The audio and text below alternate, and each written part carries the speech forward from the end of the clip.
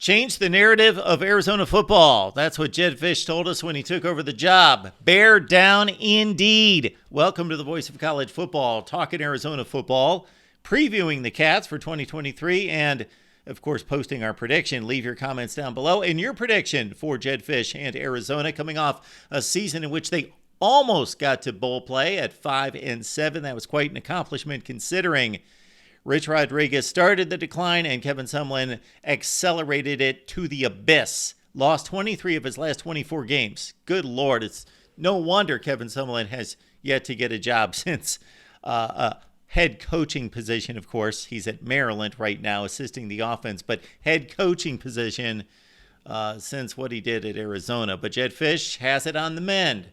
The student fan base and everyone excited about what the Wildcats have going. They defeated a ranked team for the first time since 2019 in defeating UCLA. The offense was so much better.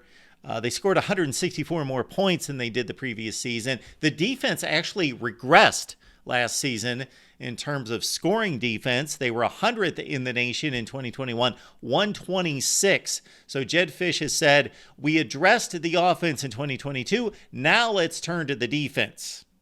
Okay, well, let's turn to the defense and see that they're losing some good football players, mostly by way of USC. The 5 leading tacklers from the 2022 team that allowed 36.5 points per game either exhausted their eligibility or they transferred, and it seems like half the team went to USC, which could be viewed as an addition by subtraction. Now they've got transfers coming in from UCLA, Georgia, Oregon.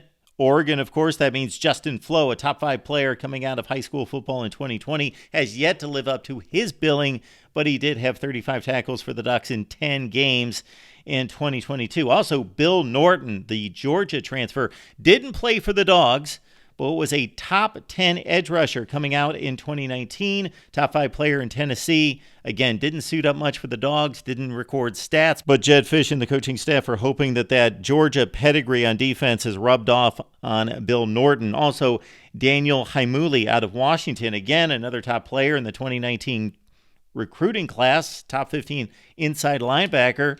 The bad news on the offensive side of the ball is that they lose their number 1 playmaker, Dorian Singer. He goes to USC. Don't they have enough playmakers?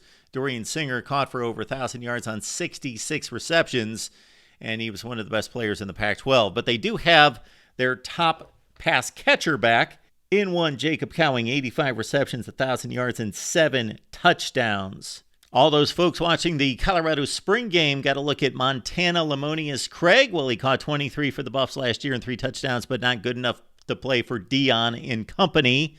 So he moves it on to Arizona to try to fill the gap left by the departing Dorian Singer. Leading rusher Michael Wiley is back in the fold, ran for almost 800 yards and 7 touchdowns. But the guy that makes it all go is, of course, Washington State transfer Jayden de Laura. 25 touchdowns, 13 picks. He's a playmaker. He's a dual-threat quarterback. He's one of the best in the biz, even in a loaded conference with quarterbacks, the best quarterback conference in the nation, the Pac-12.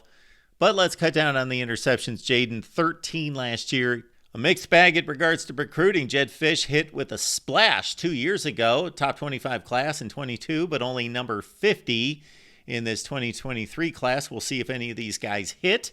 They brought in 3 4-stars with quarterback Braden Dorman, also a linebacker in Leviticus Sua, and interior offensive lineman Raymond Polito.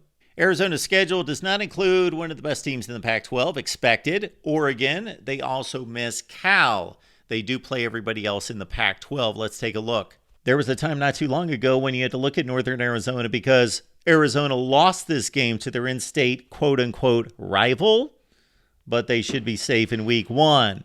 But Mississippi State is the road game, and of course, the Bulldogs came to the desert and had a big fourth quarter and knocking out the Wildcats last year, 39-17. So it's Arizona taking on Will Rogers and company.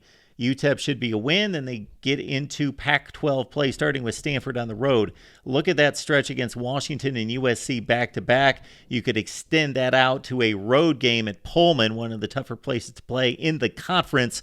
Oregon State and UCLA. That stretch, if the Wildcats can navigate Washington, USC, Washington State, Oregon State, and UCLA with 2 wins, then they're going to have a really good season and postseason play for sure. And then the stretch drive includes two very winnable games on the road at Colorado, and then, of course, the Territorial Cup against down rival Arizona State, and the first season by Kenny Dillingham. Got to win that game, sandwiched around the date against Utah. Who is Arizona most likely going to lose to? Well, they've got a date at USC, the most talented team in the conference. Arizona gave them a game last season. Really good game. They've got Washington at home. And again, this midseason drive of Washington, USC, Oregon State, UCLA is going to be difficult. They do have most of the tough games at home, but I don't know if that's necessarily an advantage, whether they would rather have the easier games at home and make sure that they secure those wins rather than lose the games against the better teams in the conference that they'll probably lose regardless. The goal is obviously to get to postseason play for the first time since 2017, and to reach that goal, the goal has to be pull off an upset or two. I'm looking at Washington State on the road. I'm looking at one of these home dates, UCLA, of course, also Oregon State. Jed Fish, we like what you're doing in Tucson. You had your biggest spring game crowd in forever. You also are looking to sell out all 6 home games. Get to a bowl game. We're rooting for you. We got the Wildcats at 6-6. That means 4-5 in the Pac-12. Your thoughts on Arizona? Leave those comments down below, and we will make it on back with another preview and prediction right here at your stop for college football, the voice of college football.